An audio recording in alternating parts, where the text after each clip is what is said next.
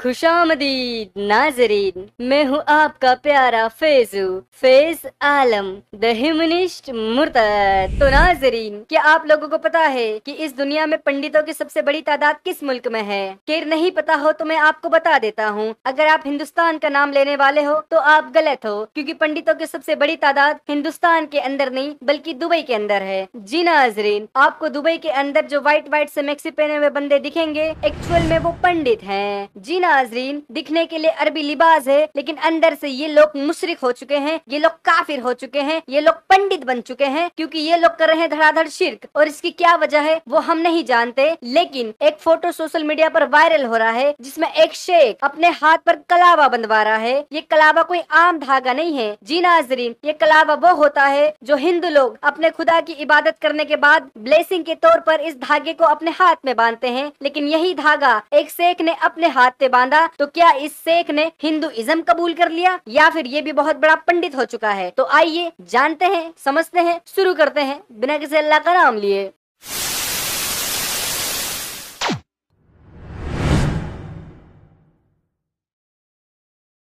आप सभी का इस्तकबाल है मेरे चैनल में, और अगर आप चाहते हो कि आप मेरे थोड़े और करीब आ जाओ तो आप मुझे फेसबुक पर फॉलो कर सकते हो, जहां पर मैं आपको आपके सभी सवालों के जवाब दूंगा अगर वक्त मिला तो नाजरीन, इस फोटो को ध्यान से देखो। इस फोटो में आपको क्या दिख रहा है? जी नाजरीन, इस फोटो में आपको दिख रहे होंगे एक पंडित जी जो बांध रहे हैं एक दुबई के शेख के हाथों में धागा। लेकिन नाजरीन, आप गलत हो, क्योंकि इस फोटो के अंदर एक नहीं बल्कि दो पंडित है। जी नाजरीन, पूरे दुबई के अंदर पंडित का कोर्स करने की तादाद बढ़ती जा रही है। मुझे समझ में नहीं आ रहा कि दुबई के शेख इस कोर्स को इतना ज्यादा क्यों कर रहे हैं, और इस कोर्स को करवाने के लिए उन्होंने स्पेशल टीचर्स भी बुला रखे हैं, जिन टीचर्स के साथ ये शिर्क कर रहे हैं। मुझे समझ में ये नहीं आ रहा कि शिर्क भी कर लिया और साथ में पंडित की डिग्री भी कर रहे हैं, तो हालांकि ये करना क्या चाहते हैं?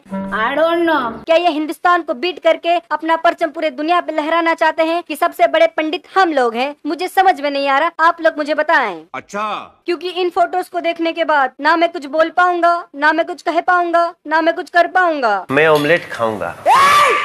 नाजरीन, हालात तो कुछ इस कदर हो चुके हैं कि इन फोटोज को देखने के बाद मोमिनों के जहन से बस एक ही आवाज निकलती है, चाचा गलत हो रहा है, चाचा गलत हो रहा है। अच्छा। ये सब क्या होते जा रहा है? मुझे कुछ समझ में नहीं आ रहा, और ये क्यों हो रहा है? क्या यही कयामत की निशानी है? क्या मेरे नबी ने फरमाया था कि जिस दिन जजीरा अरब के लोग भी शिर्क पर आमादा हो जाएंगे उस दिन कयामत आ जाएगी? लेकिन नाजरीन, हमारे दुबई के लोग तो पंडित का कोर्स कर रहे हैं, लेकिन घंटा अभी तक कयामत आने को तैयार नहीं है। लेकिन नाजरीन, दूसरी तरफ मैं आपको एक और फोटो बता देता हूँ। इस फोटो में आप देखोगे कि अरबी लिबास के अंदर एक पंडित निकलता है। तो मुझे लगता है कि दुबई के शेखों पर ये वाला फोटो बिल्कुल सूट होता है, क्योंकि दुबई के शेखों का यही अंदाज है कि बाहर से अरबी लिबास और अंदर से ईमान वाले पंडित। लेकिन नाजरीन, मैं एक बार फिर पूछूंगा कि हमारे मुस्लिम भाई इस पर क्या कहेंगे? चाचा गलत हो रहा है, चाचा गलत हो रहा है। अच्छा।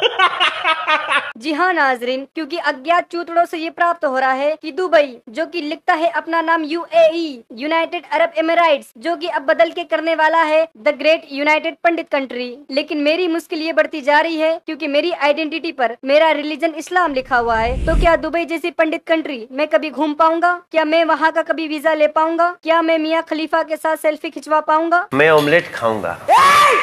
तो नाजरीन, जाते जाते मैं सिर्फ आपको इतना ही कहूंगा कि अगर आपका दुबई जाने का प्लान हो तो प्लीज 2-4 मंत्र सीख के जाएं। कहीं ऐसा ना हो कि एयरपोर्ट पे आपको कोई रोक ले और 4 मंत्र सुन ले, तो प्लीज मंत्र याद कर ले। तो चलिए आज के वीडियो पे खत्म करते हैं, मिलते हैं नेक्स्ट वीडियो में। जय हिंद, वंदे मातरम।